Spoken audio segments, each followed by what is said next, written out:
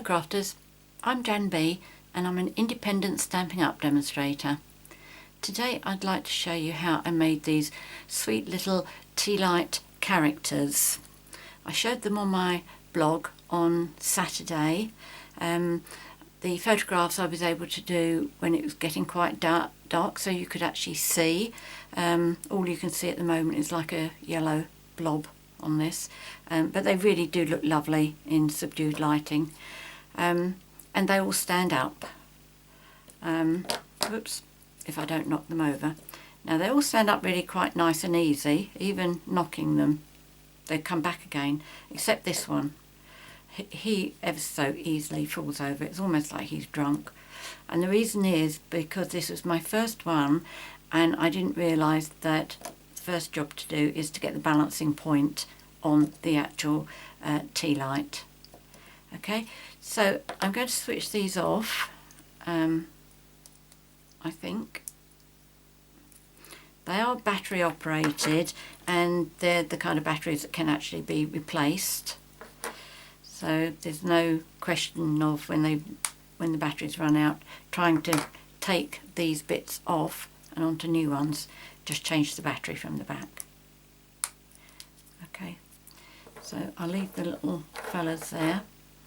Now if you've been following my blog, you know that I bought the stamp set, but I forgot to order the dies at the same time. So what I've done is I've done all my stamping, all my fussy cutting, because I've had to cut these all out by hand. So I just need to adhere them all together. But before that, there are two parts of the stamping that I want to show you. First of all, it's the penguin.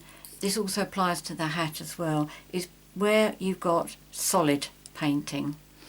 So if I take the penguin first, and I'm using the extra thick Whisper White cardstock, and the ink I'm using is our basic black Archival ink.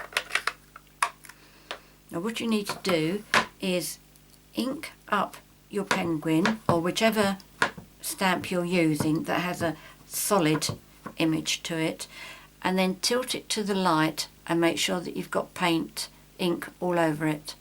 Okay, once you're happy with that, because it's a quick drying ink, just give it a couple more plonks onto the ink pad, and then don't push it too hard, just apply a little bit of pressure, but give it a few seconds so that the cardstock can actually take the ink off, and then you finish up with an absolutely beautiful solid image of the penguin. That's as easy as it is. The other part of stamping that I wanted to show you is this, which is the little holly. Okay, and for that I used my marker pens. I went for quite a dark green. This one is Mossy Meadow, because if you're using marker pens onto your stamps, they do tend to come up a lot lighter. So using the brush end, I'm just going to paint the two leaves.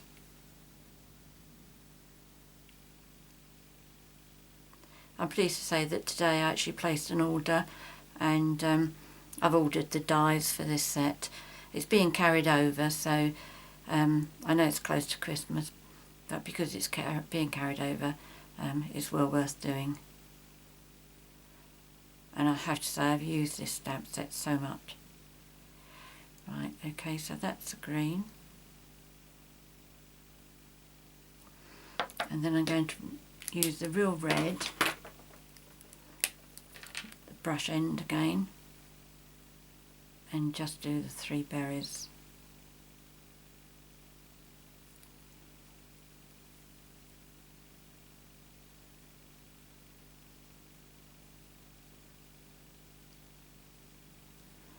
Okay. And and then I just huff on it to make sure it's nice and moist before I stamp it down.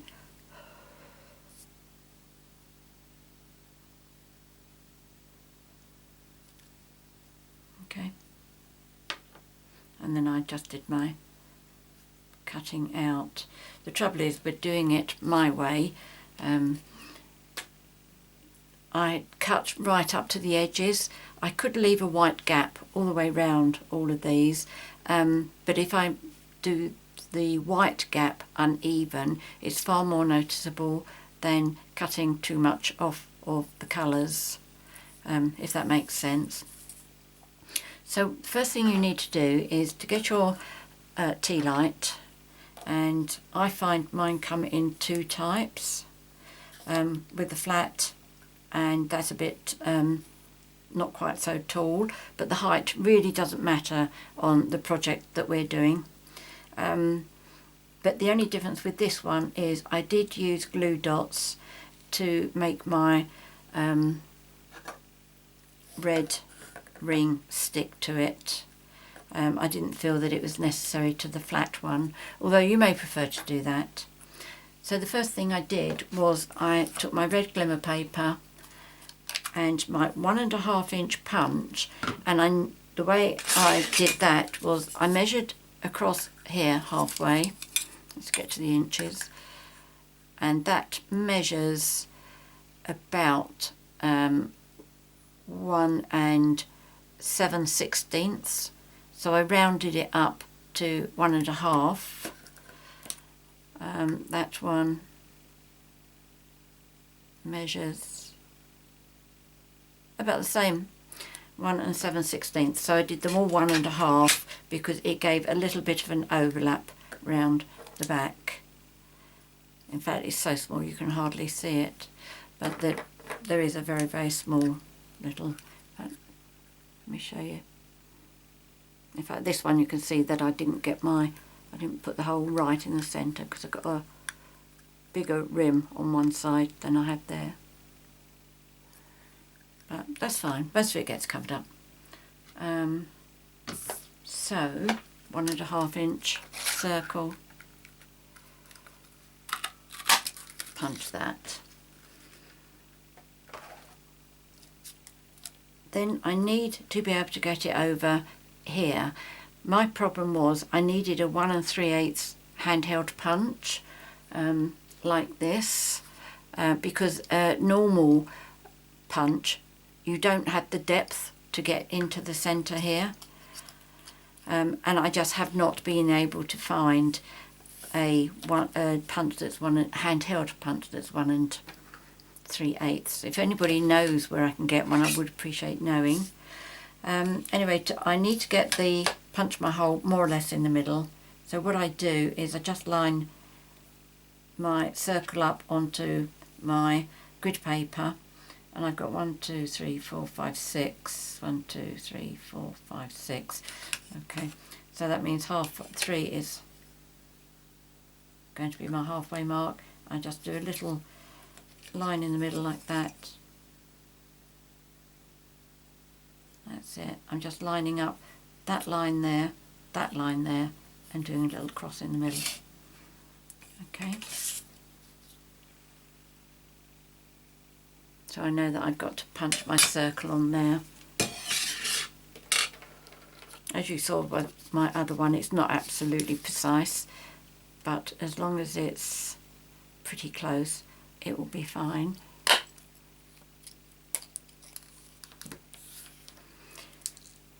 Now, because this isn't big enough to go over here, what you will need to do is take some sharp scissors and just go in and cut a small line. And if you do that at top and bottom, as in north and south, and turn it 90 degrees and do it at east and west as well. And I suppose I'm doing about 1/8 of an inch. In fact, some of those are looking a bit bigger. Okay, so what happens is as I push it down over here, it's going to open up by the splits, and then it'll close itself up again. Now I'm going to put glue dots on this one. It's the bumpy one, but this will also show you if you wanted to do it on all of yours anyway. So I'm going to put 4 down. As you know, I do tend to keep saying north, south, east and west. Easiest way to explain. But don't go too close to the edge. As I showed you, there's going to be a slight rim hanging over, and you don't want your glue dot hanging over with it.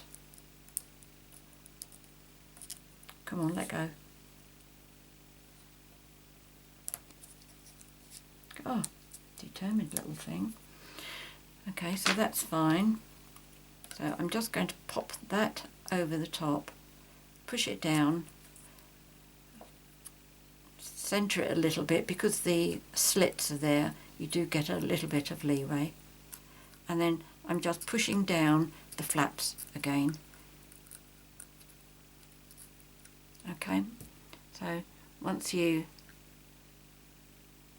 have pushed it on, those little slits that you cut will virtually disappear. So the next thing I'm going to do is with the penguin, I think I'll do this one, because he's probably the easiest. So I'll take the hat.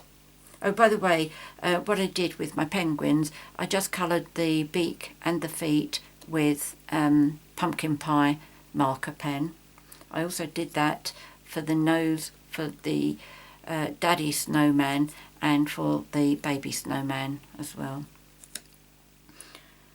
Right, so I'm going to do this bit first, and I'm going to use my 2A glue pen to put the hat on.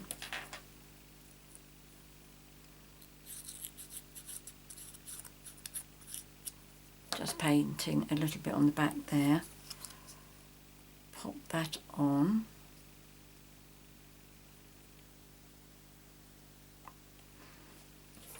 And now I need to work out where the I've got to punch a hole for adhering him on top of my red dot here. Now I know that this is 1 7/16, so we say it's 1.5 inches. So I need the hole to be punched halfway across this 1.5 inches, which means it's 3/4 of an inch. So again, I'll get my ruler, and I'm just lining him up across these lines, so I know he is, this line is going to be in the centre. Okay, that foot there and that foot there is just coming out from that line and that line, so that middle line is his centre. Let's push that back again.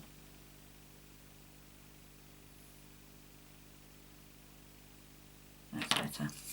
Right, with my pencil again, I just pop that onto the line that I know is my centre, and I'm bringing, I'm going to start at 5 inches. You could start at any one, but just start at an even number, it just makes life easy. And I'm lining that 5-inch mark up with that line, which is where his toe is touching. Okay, and then from there I'm measuring up 3/4. So that is where I need to punch the hole to get him to go onto my candle. So again, if you do it wrong, in the wrong place, do it a bit higher than you've marked it rather than lower. If you do it higher, it means that your penguin will tilt slightly. Whereas if you do it, tilt backwards rather, whereas if you do it too low, he'll be tilting forward, which is what you don't want. Now, I said to you this one keeps falling over. what I learned because of him is what you need to do is put your night light on its side and just give it a little push. You'll see that it'll settle somewhere. Now that is the way you need your penguin to go on. Okay, this is going to be the base. So I'm going to leave that like that, and I'm going to do the same snips on my penguin that I did on the red glimmer circle.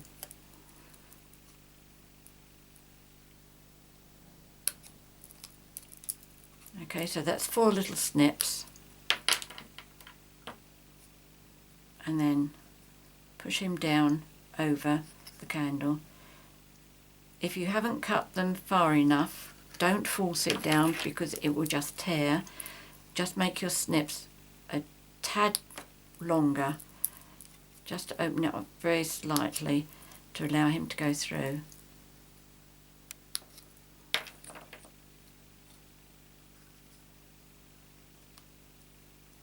That's it.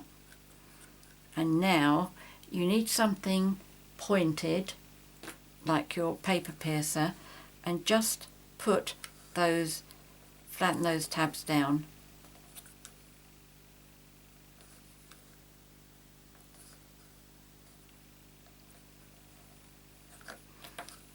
Okay, I mean, you can see that you have you can see the slits in there, but once the light is on, they're not going to show. Okay. Now, when I said if this doesn't go on easily, make your slits a bit bigger. I learnt that on this one. It was tight and I pushed it and it tore, and as you can see, he has had to be all sellotaped back together again. Okay, so all these things I tell you for a reason. It's normally mistakes that I've made. Right, okay, so that is basically how it works. The other thing you may wish to consider is I can see the feet on mine here are beginning to bend very slightly. So you may want to just not have the feet on there to start with anyway, and just let him rest on his body there.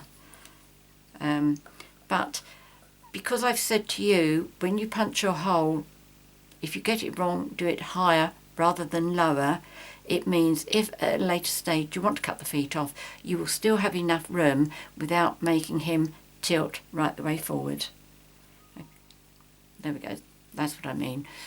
Looking from the back, his body still comes further down from the actual tea light. Okay, so cutting his feet off, he's still going to rest comfortably. And with the snowman, what I did, I just cut a straight line across there because it was very slightly ovaled. I just needed him to settle down comfortably. In case you're wondering that the arms on mine look a bit strange, it's because I've used the tree builder punch for his arms, because I'm still fussy cutting everything. It just saved me a little bit of work, that was all. The only other thing that you need to think about, in fact let me do it to the penguin, is if you wanted to use the tie, if you have a look, see how short I've had to cut that. On its own it looks pretty silly, but as part of the whole thing it's fine. But you know, the bulb is in the way, and also with the scarf, that is also too big to do this with, so you have to do a bit of creative cutting to get this to go round. In fact, let me just do the snowman. I can see from here that I've got to punch my hole just onto that line. So I'm quickly going to do that. Make that sort of in the centre.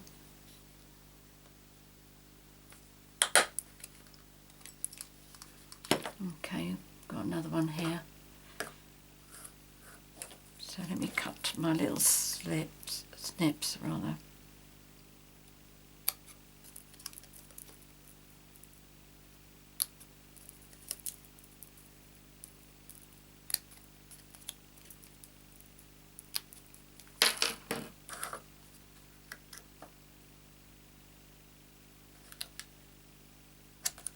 Right, that's it.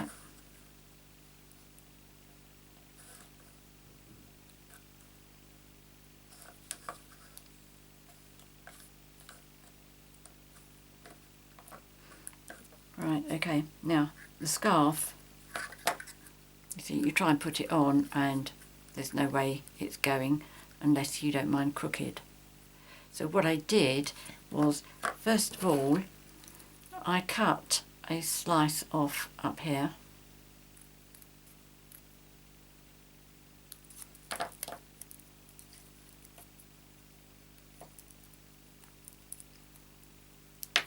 Okay, so that allowed me to lay it down like that, and then I needed to cut some off of here. So I'm cutting off the fringe bit and the white like that. So that fits around his neck, that fits on nicely.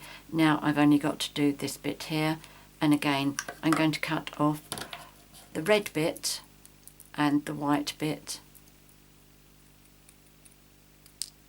Just curve the edges round, the corners round very slightly.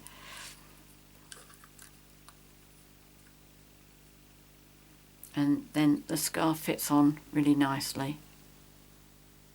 Okay, and I will just pop that on with my 2A glue pen.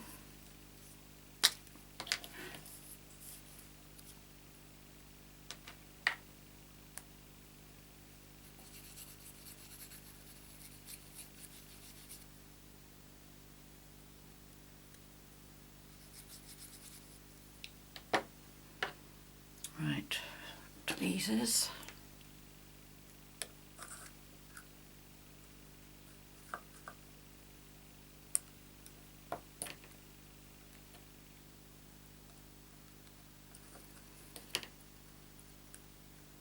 There we go. You wouldn't know that it's been done, would you? Not really. So I was pleased with that. That's those. Obviously I'm going to go back later on and finish all these off. So we're going to have a whole line of these on our mantelpiece for Christmas. I will just show you this last bit, I think, with the holly. I just pop that onto his hat there. So I hope I've covered everything for the snowman and the penguin. Okay, let's do that like that. Okay, so that's ready to go on as well.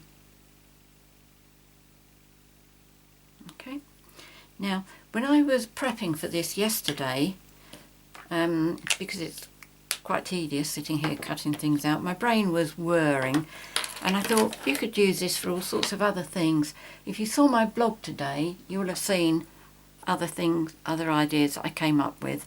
I've done the butterfly like that, really nice and glimmery, really nice during the summer having a barbecue out in the garden. And I have now actually put some antennae on the butterflies. The first one I didn't. Here we go. This one here. Okay, I think they're probably a bit thick for antennae, but it looks better with them without them.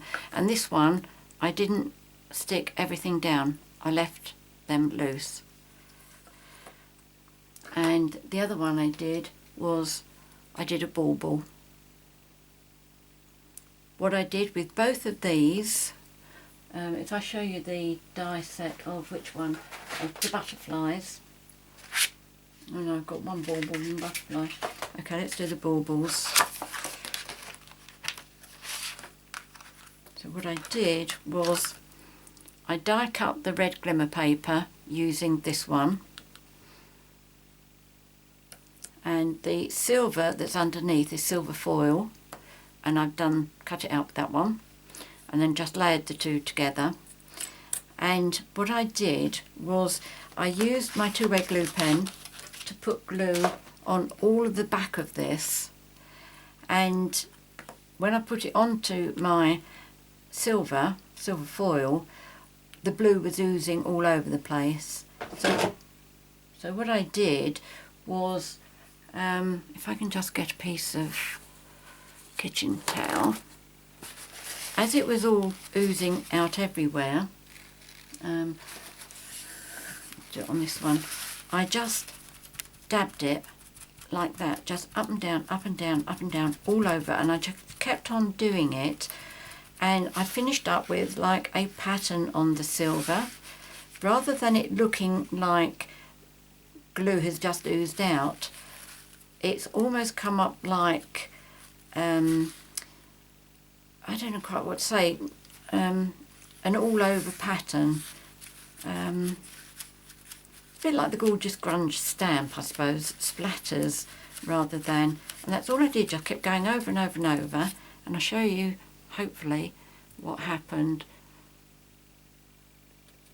I think you can see, can't you, there's matte parts on the silver, and rather than looking like it's just all oozed out the side, it looks as if it's part of the pattern. I don't know if that's how you see it on the screen, but that's certainly how it looks when you see it in real life. So there we go. I hope you've enjoyed this. It's a bit of fun, and really they do look lovely sitting on the mantelpiece if you've got subdued lighting. And of course these well, not that one for summer, but these ones for summer are really lovely. So there you go. Hope you give it a try. It is fun. So many thanks for watching my video today. If you have any questions, please ask me. I'm always happy to help you. If you've enjoyed my video, please subscribe to my YouTube channel by clicking on the link that is probably on the right hand side of your screen, or it may be underneath, depends what you're watching the video on. If you'd like to buy any of the products that I featured here, obviously not the battery operated tea lights, please click on the link at the bottom and it will take you to my 24/7 online Stepping Up shop. When you set up an account for yourself, please don't set yourself up that I can't contact you, because I'm about to send out, at the end of December, I will be sending out the new spring summer catalogues and the celebration catalogue, and if you're down as no contact, I can't send them to you. Also, I can't send you my thank you gift as well, and you can't join in with the hostess code, which is another thing that you miss out on. I promise you, if you put it that I can contact you, I won't blitz you with hundreds of emails. You'll be lucky to get one a month. I just don't have much time for sending out emails. I just send them out when I've got something important to tell you. So please think about that when you're setting up your account. If you put no contact, then I respect that. I don't know who you are. So many thanks for joining me today. Until next time, happy crafting. Cheerio.